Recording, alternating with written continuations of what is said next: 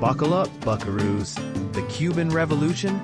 This reads like an old Western, except the new sheriff in question established a socialist pariah state.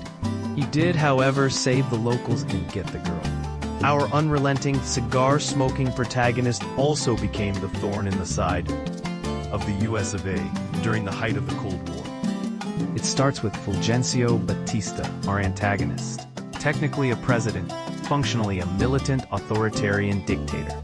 On the surface, glitz, glamour, rum, and roulette.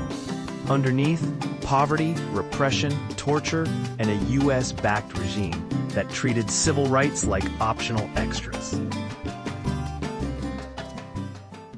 Enter Fidel Castro, a young lawyer with a flair for speeches and overthrowing governments.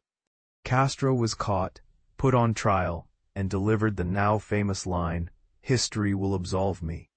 He went to prison, got released, fled to Mexico. Together they cooked up a wild plan. Sail back to Cuba on a barely seaworthy boat called the Granma, land in the mountains, and start a revolution. Well, everything. Most of the rebels were killed or captured within days. From the jungle, they launched a slow-burn insurgency. Propaganda, sabotage, ambushes, the full revolutionary starter pack. Meanwhile, Batista's regime responded with air raids, torture, and general cartoon villain behavior. Che became the face of rebellion. Shirtless, armed, and incredibly photogenic. Even the US started backing away, embargoing arms to Batista like a parent slowly realizing their kid might be the school bully.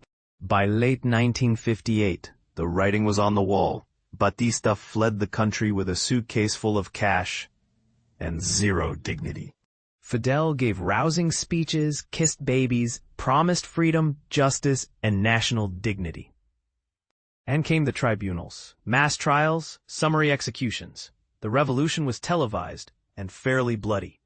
The US was like, wait, you're leftist? When Fidel started nationalizing American-owned businesses, Washington had a small capitalist meltdown.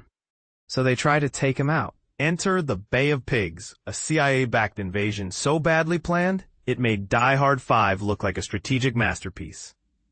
Castro crushed it in 72 hours. Then came the actual nightmare. The Cuban Missile Crisis. Soviet nukes, American ultimatums, and 13 days that almost ended the world. You know, a standard Tuesday during the Cold War. Khrushchev blinked. Missiles out. Crisis averted. Castro, however, was not thrilled about being the pawn in everyone's apocalyptic chess game. So Fidel dug in. One-party state, heavy censorship, rationing, and constant patria o muerte speeches. Free healthcare and education, yes. Free speech, not so much. Over the years, thousands fled across the sea. Some made it. Some didn't. Miami grew. So did Cuban exile politics. Che Guevara, meanwhile, tried to export revolution to Congo, then Bolivia. It didn't go well. He died in a ditch, photographed by soldiers like a revolutionary Christ figure. Fidel ruled for decades, part icon, part autocrat, part meme.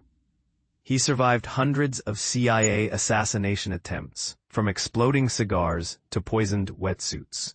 Because the CIA loves creativity and hates socialism. Eventually, age caught up. Fidel handed the reins to Raúl, who quietly rebranded things. Capitalism crept back in, but only selectively and only if the government got its cut.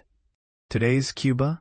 Still complicated, still defiant, still stuck between revolutionary legacy and economic stagnation. The Cuban Revolution wasn't just about ideology. It was about dignity, power, and an island caught in the hurricane of Cold War politics. Did it end well? Depends who you ask. But one thing's clear. Cuba danced with empires, stared down nukes, and somehow, is still standing. The Cuban people are consistently resilient, especially when their government hasn't always been up to the job.